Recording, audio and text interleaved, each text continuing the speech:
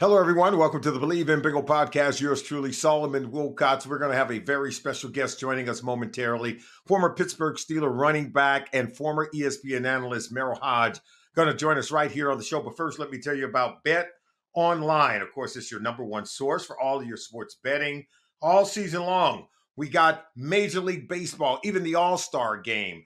You can bet on that. You can bet on the Home Run Derby. You can bet on soccer. And, of course, all the UFC fights, MMA fights, boxing as well. Of course, it's every stat, every matchup. Just go to the website at Bet Online. And, of course, type in BELIEVE. Use the promo code BLEAV to get 50% off. And it'll be a lot of fun, of course. Hello, everyone. Welcome back to the Believe in Bengal podcast right here on Bally Sports, Ohio. Yours truly, Solomon Wilcots. I'm joined by a very special guest and a very special friend, former Pittsburgh Steeler running back and former ESPN analyst, Merril Hoge, joining us on the show. Hoge, how you doing, my friend? I'm good, Solly. Good to be with you, brother. It's about that time, isn't it? It is, man. We're ready to roll into training camp. We're just everybody. This is that time of year where you get antsy, even yourself, even us former players, right? It just happens. The instincts all kick in. We feel like we got to go to training camp, right? This time of year. Well, you know what's funny? After the 4th of July, that was the last time that you had any free moment before you went. Like at this point, during our careers, we'd have been in there for at least a week by now. That's right. At least a week. Think about that. Yeah. They give them plenty of time to kind of get themselves ready. Speaking of getting ready for training camp, for the Cincinnati Bengals fans, it's about the health of one Joe Burrow. And if I ask you, hey, if Joe Burrow stays healthy for the Cincinnati Bengals during the 2024 season, what does that mean for many people who cover the league like you do? What does that mean, a healthy Joe Burrow for the Cincinnati Bengals? Well, it legitimately makes them one of the contenders, period. Mm-hmm. There's very few quarterbacks. I think of John Elway. Like John Elway offset a lot of deficiencies. Yeah. Ben Roethlisberger can set a lot of deficiencies. Mm-hmm. And you start thinking about quarterbacks like that, and they're hard to think of. I mean, that's what, you start going, Peyton Manning, those type of things. And he's in that category. I think he is. I thought he was special coming out of college. He has displayed that in the National Football League. And I don't think that there's any doubt they're one of the front runners as long as he can play how he used to play, period. Look, I don't know if you've seen him lately. He's kind of bulked up. I don't think he's bulked up too much to the point where he's lost some flexibility. But it's impressive. And as you well know, I mean, when you get to be 25, 26 years old, that's when you're reaching full maturity. Right. And you're able to really grow in a different kind of way when you hit 25, 26 years old. He's added 15 pounds of muscle. He's taken up piano lessons, he says, as part of his rehabilitation for that wrist injury. When you hear those two things, Merril, I know you are sort of at the apex as a guy who takes care of his body and training and rehabilitation. When you hear those things for Joe Burrow, what comes to mind? Well, the first thing is that's exactly what he should be doing. That's what I would expect from a real pro, is that you're evolving, you're getting better. I think you nailed it too. You're almost at your pinnacle, at that age. And, you can gain 15 pounds in a lot of different ways. And they can be the wrong ways. You can be comfortable with yourself. You can say, hey, I'm good. I'm a quarterback. And I applaud that commitment. Listen, I think Tom Brady has set the standard for how you take care of yourself. And if you do take care of yourself from that position, you play a long, long time. Mm-hmm. You can have a lot of success in this league at that, especially at that position. And I applaud it. I mean, the other part of it is uncharted waters. I know a lot of orthopedic doctors and a lot of people about that surgery, and you talk to them and get their perspective on it. And there's a lot of uncertainty there because it hasn't been done very much. And so, doing whatever he can to rehabilitate and make sure that ligament is healed and that hand is healed, and that's not a factor or an issue going forward. I think is smart. I'm sure he's going to learn things as he goes. The piano thing, I'm sure will help in some way. He might learn something else. I remember when one of my one of my first real injuries in the NFL. I'd worked with thoroughbreds on the horse track. I used to train horses. And one day, my third day of training, I walk in. I'm like, "Where's the horses?" And they're like, "Oh, they're in the water." I'm like, "Water?" And I go into this big tank, and they're training the water. And I learned how valuable the water was for a Yeah. horse and how it takes. Mm-hmm. Well, I incorporated that in my training. So what I'm getting at is like, since it's uncharted waters, you find different things and you try different things, and doing those things I think are important for his rehab and his mental part of that injury, trusting it. So I speaks well. Listen, if you're not a Cincinnati fan, you need good players. You need the best players. You hate to see the best players hurt and leave this game. When Joe Burrow left, it changed, how you looked at the Cincinnati Bengals, how you watched them, and the hopes you had for them. So it is so nice to make sure that he's going to be back and healthy. I love hearing it. Yeah, look, let's talk about the AFC North division a little bit, because you cover the league, league-wide, all 32 teams, but so attached to that AFC North, as am I. For the first time, since 1932, all 4 teams last year finished with a winning record. When you hear of the AFC North, the old black and blue division, what comes to mind for you, Merril, and why is this the best division in all of football? Well, I think there's one reason.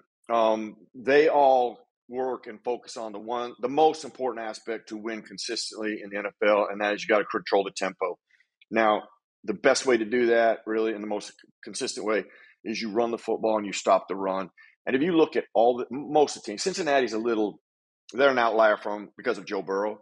Mm-hmm. But every one of them commit, run the football, and playing really good defense. And Cincinnati as a whole haven't lost their running game even with Joe Burrow. I mean, there's times where they wander away from it, but then they realize the value in it. Even though they have Joe Burrow, let's not put everything on him.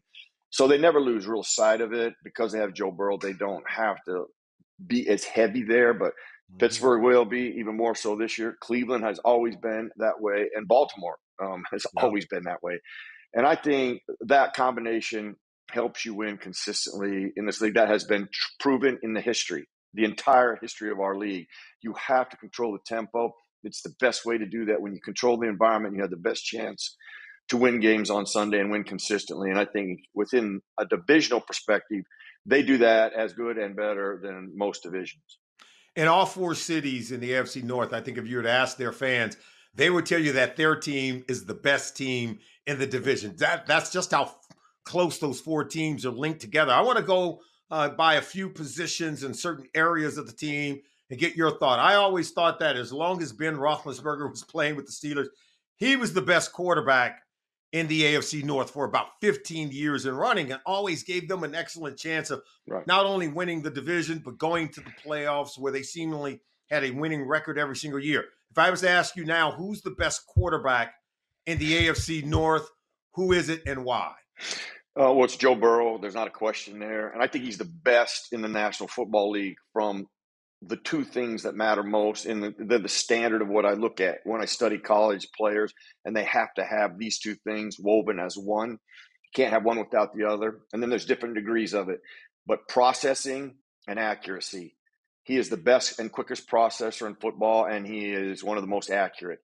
And that makes him the absolute best in the NFL, but clearly the division. And then everybody knows that. I mean, I've been in meetings with other teams, and they're like, well, we got to beat that guy.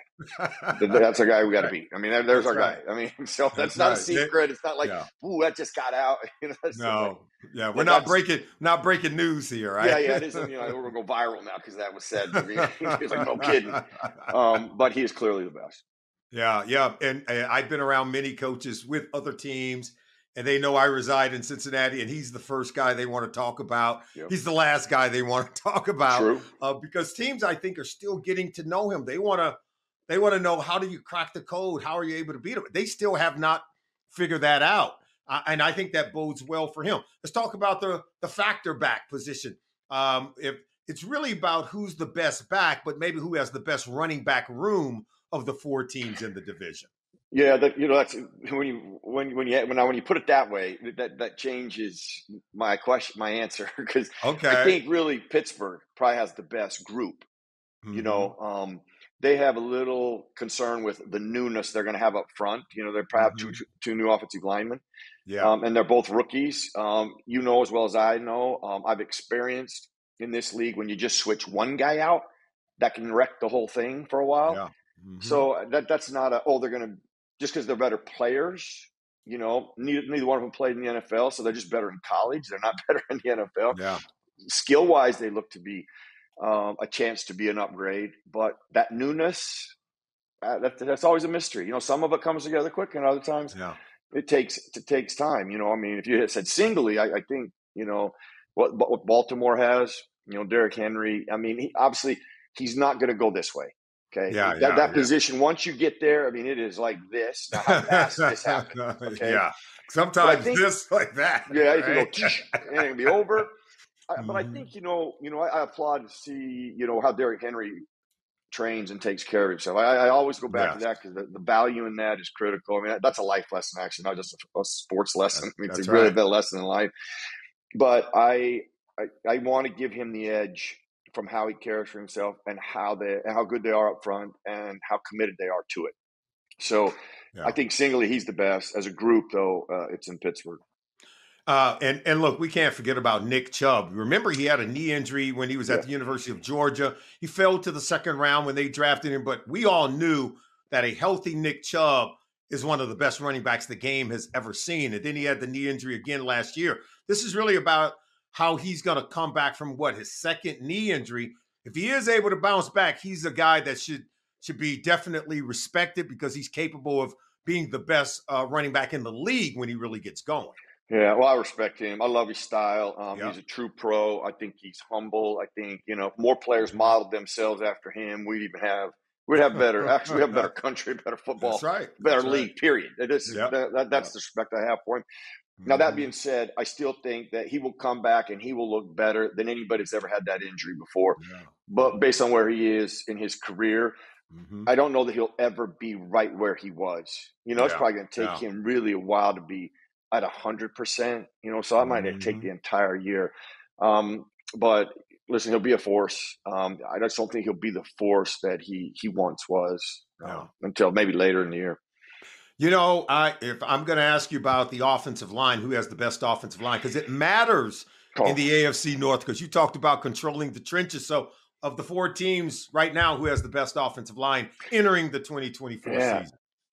There's been a lot of upgrades, obviously, in Pittsburgh, but that newness, just you can't say, oh, all you can say is hopefully they'll be better. That's all you can say. Yeah. Cincinnati, they kind of did the same things. Mhm. Hopefully they'll be better.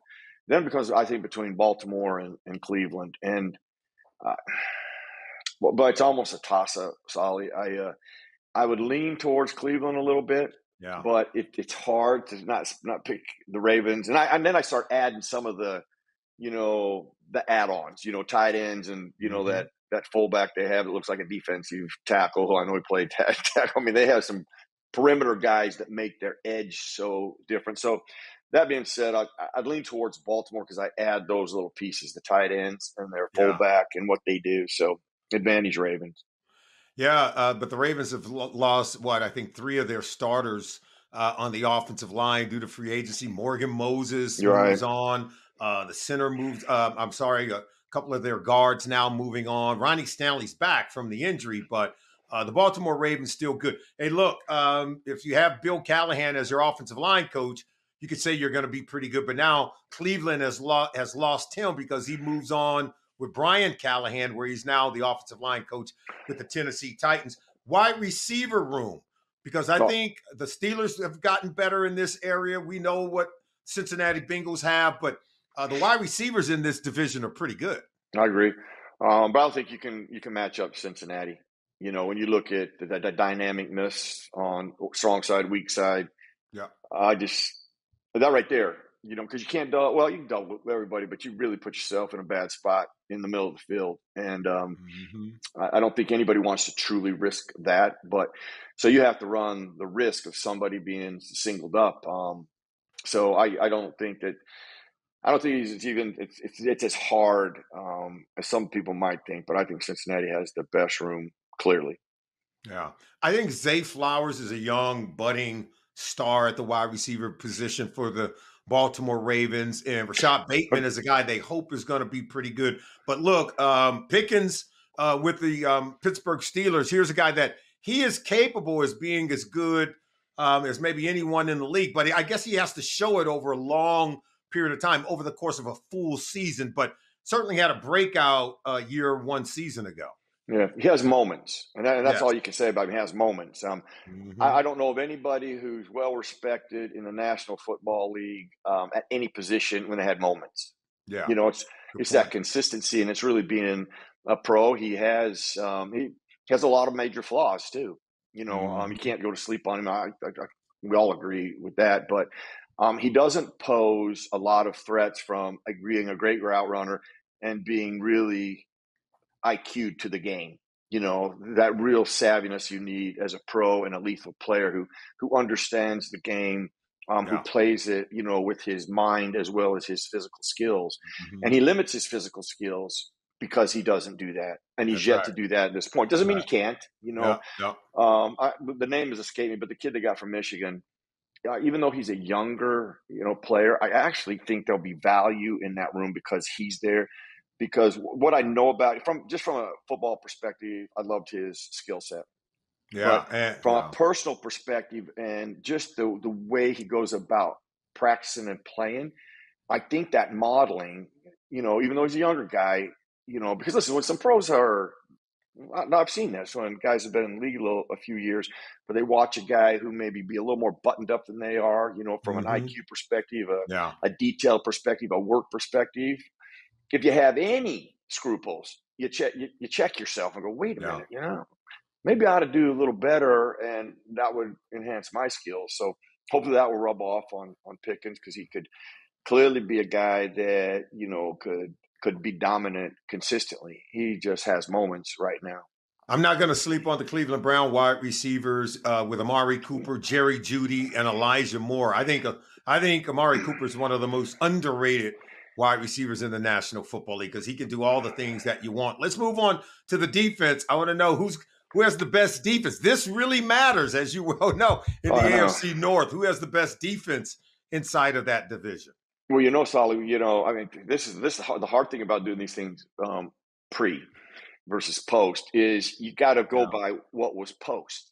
If you went post, I'd say the Ravens. Okay, but now you lose an integral part of the core of that defense with Patrick Queen, and he goes to Pittsburgh. So Pittsburgh needed somebody there drastically, badly. Yes, but I just don't say you move.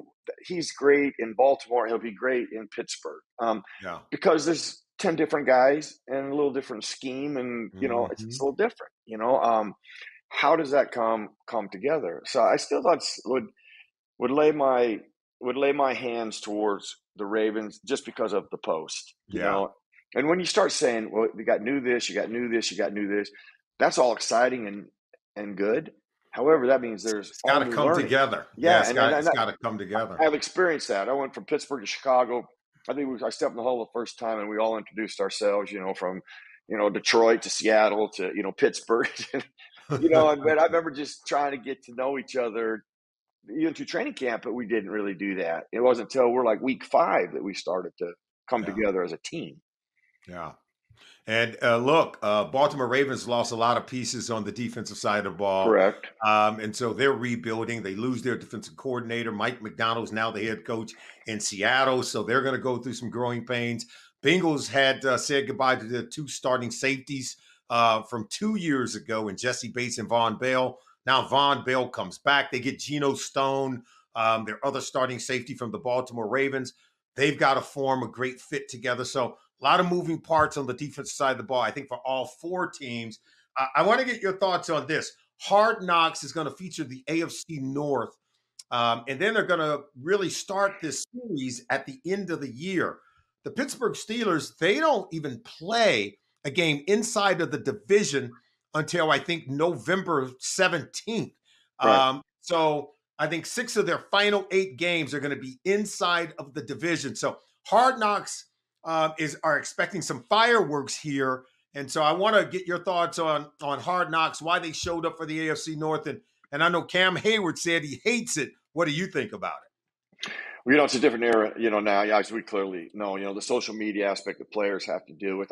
I don't think it takes players off. I mean, it takes them off guard as much as maybe it would taking us off guard with all the pre-stuff that you have to deal with daily. But even, a Cam making that reference, he's a seasoned veteran and he knows that disturbances like that, if you've never seen it before, because even though I say all that, you've never experienced that, and it can be a slight disruption, and you can be concerned about that, and that's a true pro and somebody who's a leader of that team, and I can see his concern there. You mentioned the Steelers' schedule. I think that is a massive advantage for the Steelers because you have a new coordinator, 2 offensive linemen probably going to be new. You have all this new learning. That is going to take a while for that new quarterback. You're going to have all of that come together. And you know how important, each and every Sunday is. But when you lose to a divisional opponent, that makes it even harder. So if you can get yourself going before you hit the division, I think the schedule-wise, from what they have to do and what I think some of their obstacles will be, it probably is an advantage for the Steelers not to see that tornado until, middle to the end of the season. Yeah, saving the best for last. And 6 of the last 8 games for the Pittsburgh Steelers are going to be inside of the AFC North division. Hard Knocks will be there to chronicle it. 2 of those 8 games are going to be against the Eagles and the Kansas City Chiefs. So a really tough schedule on the back end on the second half of the season. Yeah, well, that's why I think that getting the hard, we're doing this from how everything ended up last year. Yeah. Right? I use this example, like, okay, Philadelphia's in the Super Bowl the year before. Okay, now they started out like gangbusters, but then they faded. And, they weren't the threat that they were at the beginning of the season. And that happens so many times with teams. And then the team, you're like, well, it should be fairly easy. Well, first of all, there's nothing easy in this league. I don't care what their record is. But you're like, that team isn't really a team that is completely there. And then all of a sudden, week 8, you're like, oh, wow.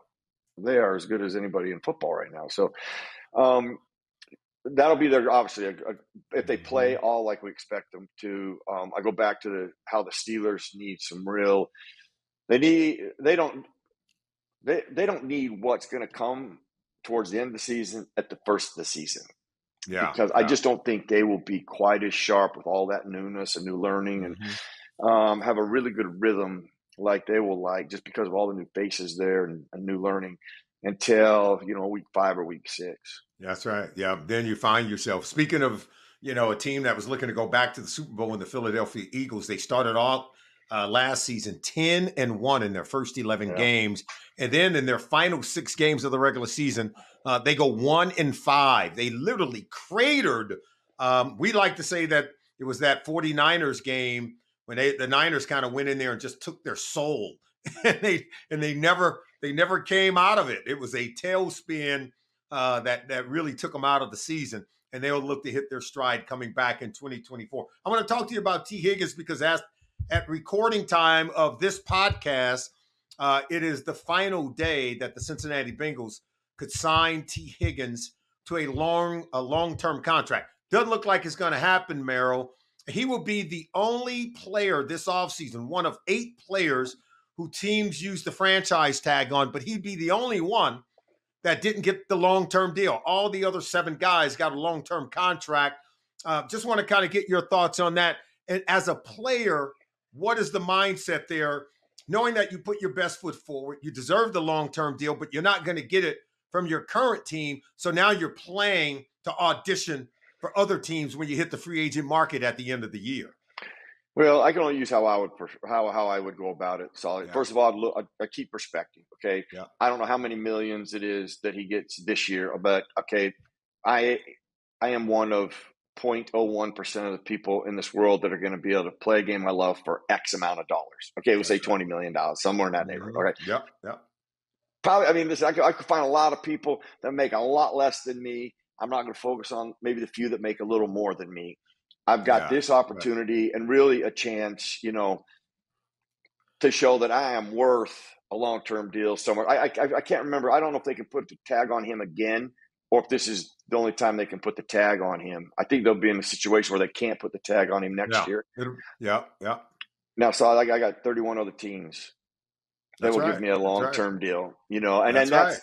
if you don't go about that, if you go about it in anger and bitterness, I just, you aren't going to get the best out of yourself. And that's how I would use it. I'm not saying that's how he's going to look at it. That's how I Yeah. would look at it. I would give a great perspective. Geez, I'm one of the few in the world. I'm making $20 million this year, and I'm going to go off so much that I'm going to get $120 million when I'm done. There you And go. so by somebody else.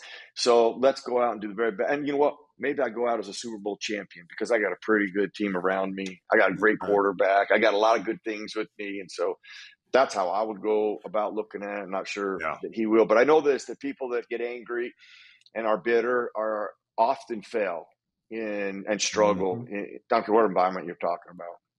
Yeah, he has been nothing but a model citizen in Yeah. the 4 seasons he's played for the Cincinnati Bengals. 80% of the receptions over the 4 years he's played with the Bengals, 80% of those catches has gone for either a first down or a touchdown. So this is a guy that has played at a very high level, always had a great attitude. I think that'll continue in 2024. One final question before we get you out of here, Merril. I want to know, what is the record time and completing 18 holes of golf at Coldstream Country Club? Because I know you play the speed round. You don't waste any time, my friend. So what's the record time for 18 holes at Coldstream?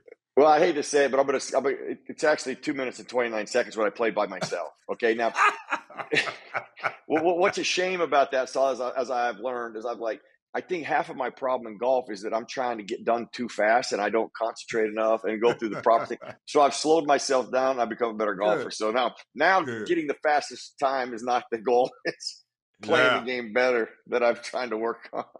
I remember playing at Riviera Country Club, and I asked the general manager, we were playing around the golf, and I said, because every club has one guy like this. I said, who's the guy that comes out first thing in the morning, he plays by himself, and he's driving a cart, and he's just going to go right through the 18 holes and going to play quick? He said, Mark Wahlberg. Oh. And I said, Mark Wahlberg and Merril Hoge are identical. Because I said, that's Merril. When Merril and I play together, we see each other on the tee box and on the green when we're putting, right? I know when I get home, Angela goes, hey, what did Sully talk about? I'm like, we didn't. All we did was play. We played. I went to play golf, so I didn't go to sit there and talk. I went to play golf. Hey, look, that's it. We get a lot done in a day, including 18 holes, so that's okay. Merril, you're the best, man. It's always great to have you on the show. Thanks for having me, buddy. We'll be seeing you soon. Thank you for joining us, everyone. This is the Believe in Bingo podcast. Solomon Wilcots, and of course, we want to thank former Pittsburgh Steelers running back and former ESPN analyst Merril Hoge for joining us on the show. Don't forget to join us next time, everyone.